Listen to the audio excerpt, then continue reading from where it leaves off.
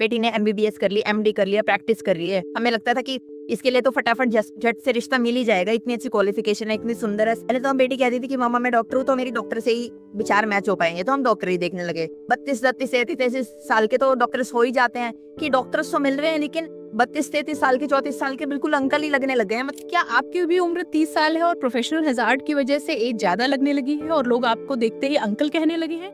मैं भी एक डॉक्टर हूँ, मेरी एज इस समय 49 है, लेकिन मैंने कुछ सावधानियां और कुछ ट्रीटमेंट की मदद से अपने आप को यंग रखा है और लोग मुझे मुश्किल से 25-30 साल का कहते हैं। तो क्या है राज, आइए आज आपको बताते हैं। तो कम उम्र में अगर आप ज्यादा उम्र के दिख रहे हैं तो उसके पीछे क्या कारण हो सकते हैं? एक तो ये हो सकता है कि आपके बाल सफेद हो गए हों या आपको हेयर फॉल बहुत ज्यादा हो रहा हो। दूसरी, आपके स्किन में झुर्रियां हो गई हों, सैगिंग हो गई हो और रिंकल्स आ गए। तो प्रीमेच्योर ग्रेइंग के लिए या हेयर फॉल के लिए आपको बालों की देखभाल करने की जरूरत है। सबसे पहले आप अपने डाइट में मेलेटोनिन को इंक्लूड करिए। टाइम पे अगर आप सोएंगे तो आपके जो बाल सफेद हो गए हैं उम्र से पहले, वो वापस काले हो जाएंगे। और इसके अलावा आप पाबा या पैरामाइनो बेंजोइक एसिड की टैबलेट्स भी ले सकते हैं। कैल्शियम पेंटोथेनेट भी इसमें हेल्पफुल होता है।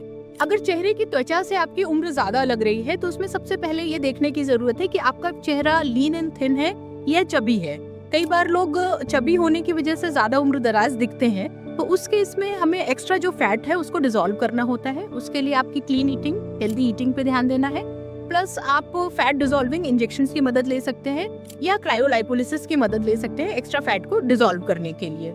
अगर आपका चेहरा लीन एंड थिन है, फैट कम है चेहरे में और उसकी वजह से सनकेन आईज हैं, आंखों के नीचे गड्ढे हैं, स्किन आपकी सैग कर रही है, वहाँ पे फिलर्स का रोल होता है और थ्रेड लिफ्ट का रोल होता है। जो आपकी सैगिंग स्किन है उसको लिफ्ट करने के लिए हम थ्रेड लिफ्ट की मदद लेते हैं।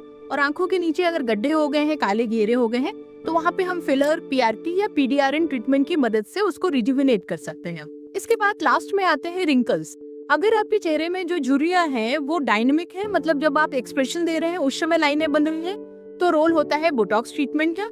और अगर स्टैटिक रिंकल्स है जैसे लाफ लाइन या आप कोई भाव भंगिमा नहीं दे रहे हैं, उस समय भी आपके चेहरे पे झुर्रियां या लाइनें दिख रही हैं, तो उनको ठीक करने के लिए अमूमन हम थ्रेड लिफ्ट या फिलर्स की मदद लेते हैं। लास्ट में आपकी जो त्वचा है उसको रिजुविनेट करने के लिए हम स्किन बूस्टर्स की मदद ले सकते हैं। एक्सफोलिएशन ट्रीटमेंट जैसे हाइड्रोफेशियल है या स्किन टाइटनिंग या स्किन रिसर्फेसिंग लेजर की मदद ले सकते हैं। और इस तरह से आपकी त्वचा को हम वापस रिजुविनेट कर सकते हैं, वापस हाइड्रेट करके यूथफुल और यंग बना सकते हैं।